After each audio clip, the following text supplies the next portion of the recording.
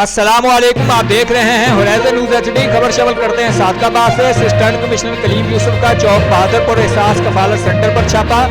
जाली सहाफ़ी एजेंट बनकर लोगों से पैसे बटोरने वाली पकड़ी गई। प्रेस कार्ड समेत शनाख्ती कार्ड की बड़ी तादाद पकड़ी गई। असिस्टेंट कमिश्नर कलीम यूसुफ ने फौरी तौर पर पुलिस के हवाले करते हुए FIR दर्ज कराई और कहा कि किसी किस्म की करप्शन, धोखाधड़ी, गफलत बर्दाश्त नहीं की जाएगी। इंतजामिया zonal manager Shahzad Nasir, assistant director Talha bin Aman के हमरा मॉडल हाई स्कूल का दौरा।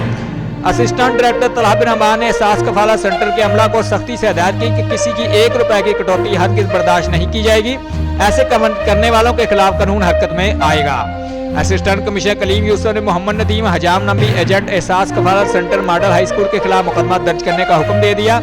मजीद कहना था कि एहसास कफाला सेंटर के तमाम एजेंट अपना किबला दुरुस्त कर ले वरना जेल जाएं। किसी गरीब की हक तलफी बर्दाश्त नहीं करूंगा। रिपोर्ट मोहम्मद हमार रजा, इंचान मनगान, होराइजन न्यूज़ HD।